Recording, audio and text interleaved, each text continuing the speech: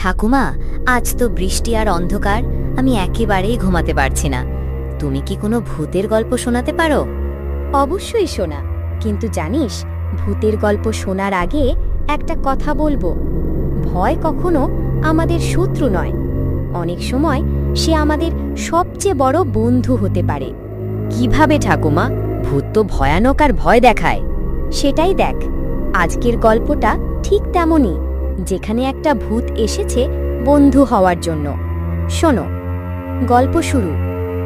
ছিল এক ছোট্ট গ্রামে, আমার শৈশবের দিনগুলো। গ্রামের এক প্রান্তে ছিল একটা পুরনো বাড়ি, অনেকটাই ফুঁসে ওঠা, ইট আর কুঁড়ে ঘর। গ্রামের সবাই বলতো সেই বাড়িতে ভূত বাস করে। ভূত? তাহলে তুমি কি ভূত দেখেছ? হ্যাঁ, একবার দেখেছিলাম। সেই রাতে আমি খুব একা ছিলাম, ঘুমাতে পারছিলাম না। তখন হঠাৎ শুনলাম পা ফঁ ফঁ করে বাড়ির ভিতর থেকে আওয়াজ। আমি ভয় পেলেও জিজ্ঞাসা করলাম, তুমি কে? তাহলে ভূত কি বলল? সে ধীরে ধীরে বলল, আমি এই বাড়ির পাহারাদার।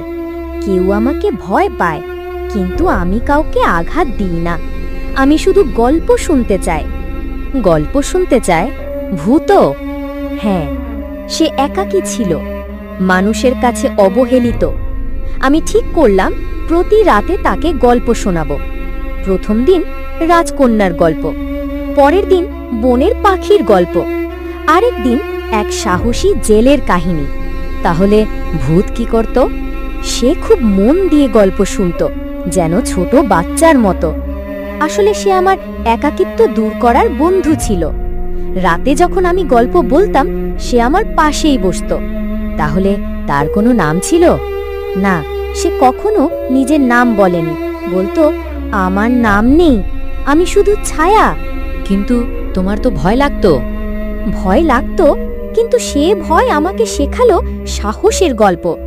সে আমাকে শেখালো একাকিত্ব ভাঙতে হয় গল্পের মাধ্যমে। একদিন সে বলল, তোমার গল্পগুলো শুনে আমি আর একা নই, এখন আমি যেতে পারি। ভূতটা চলে গেল, তুমি তখন কেমন অনুভব করেছিলে? আমি আনন্দিত ছিলাম, কারণ বুঝেছিলাম আমি আর একা নই।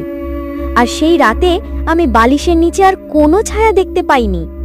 ঠাকুমা, তুমি কি মনে করো ভূত আসলেই ছিল, না তোমার কল্পনা?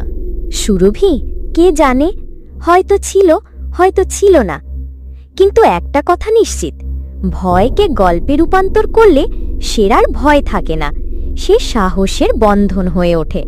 আমি এবার আর ভয় পাবো না ঠাকুমা, আমি আমার ভয়কে গল্পে বদলাবো। ঠিক বললি সোনা, জীবনের সব ভয় আর কষ্ট গল্পের আলোয় মুছে যায়। তাই যখনই ভয় লাগবে, মনে রেখো আমি এখানে আছি তোমার সঙ্গে। গল্প শেষ।